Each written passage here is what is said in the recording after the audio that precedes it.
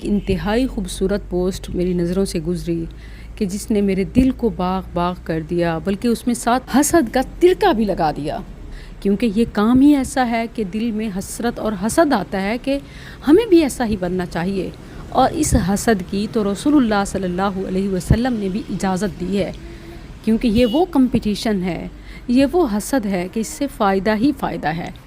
پہلے حدیث سن لیں، متفق علیہ حدیث ہے، نبی صلی اللہ علیہ وسلم نے فرمایا لا حسد الا فی اثنتین، حسد جائز نہیں ہے مگر صرف دو قسم کے لوگوں سے، ایک وہ کہ جسے اللہ نے دولت دی ہو اور وہ اسے راہ حق میں خرچ کرنے میں لگا ہے، اور دوسرا وہ کہ جسے اللہ نے حکمت سے نوازا اور وہ اس کے ساتھ فیصلہ کرتا ہو اور لوگوں کو اس کی تعلیم دیتا ہو، یعنی تدریس و تبلیغ میں لگا رہے۔ یہ جو آپ سکرین پر تصویر دیکھ رہے ہیں یہ کسی رکشہ ڈرائیور کی نہیں ہے، یہ شخصیت مفتی جنید اقبال حافظہ اللہ ہیں۔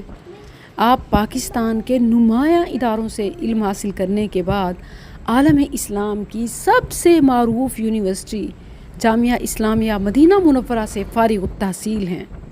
مدینہ میں رہتے ہوئے انہوں نے مسجد نبوی اور جامعہ اسلامیہ میں کئی ایک اہم ذمہ داریاں سنبھالی اور دعوت و تبلیغ کے حوالے سے کئی اہم فرائض سر انجام دینے کی سعادت حاصل کی۔ آپ پاکستان میں ایک عرصے سے مسجد، مدرسہ، میڈیا، سوشل میڈیا اور ذرائع ابلاغ کے جدید طریقے اختیار کرتے ہوئے تدریس، تبلیغ، افتاء اور کونسلنگ کی خدمات بھی انجام دے رہے ہیں، لیکن یہ حضرت رکشے میں بیٹھے کیا کر رہے ہیں؟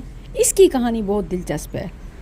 کسی نے اگر یہ منظر کیمرے میں محفوظ نہ کیا ہوتا تو شاید کسی کو یقین نہ آتا۔ آئیے اس تصویر کی کہانی جانتے ہیں۔ فاضل شیخ صاحب اپنے آفس میں موجود تھے کہ کسی کا فون آیا۔ یہ صاحب ایک رکشہ ڈرائیور تھے جن کا اپنی بیوی کے ساتھ طلاق کا مسئلہ چل رہا تھا۔ اس سلسلے میں وہ مفتی صاحب سے ملنا چاہ رہے تھے، لیکن اتفاق یہ ہوا کہ شیخ صاحب کے آفس میں رش تھا اور وہ اندر بلا نہیں سکتے تھے، جبکہ یہ جوڑا انتظار نہیں کر سکتا تھا، ایمرجنسی میں تھا۔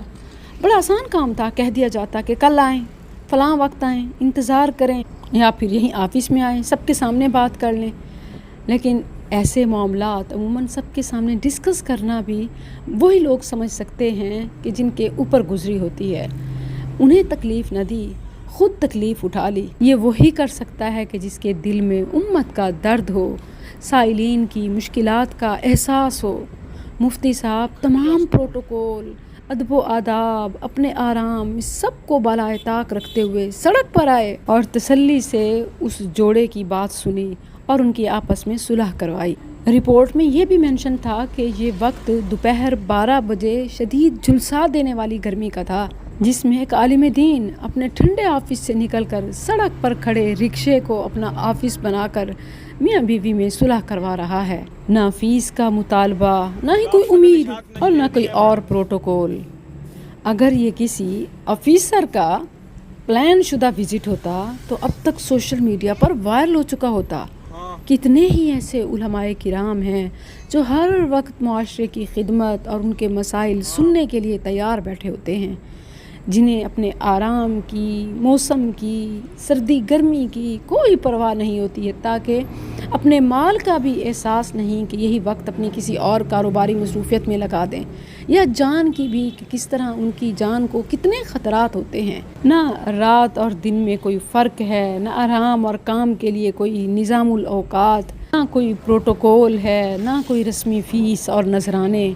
اللہ امت کے ان محسنین کی قربانیاں اور خدمات کو قبول فرمائے اور ہمیں ان کے نقش قدم پہ چلائے، ان کی قدر کرنے کی توفیق عطا فرمائے۔ جہاں یہ واقعہ خدمت دین اور خدمت انسانیت کی ایک خوبصورت مثال ہے، وہیں اسے دوسروں کے ساتھ شیئر کرنا بھی لازمی ہے، تاکہ ہم سب کو ایمان کی یہ ڈوز ملتی رہے اور ایمان و عمل میں ہم بڑھتے رہیں انشاءاللہ۔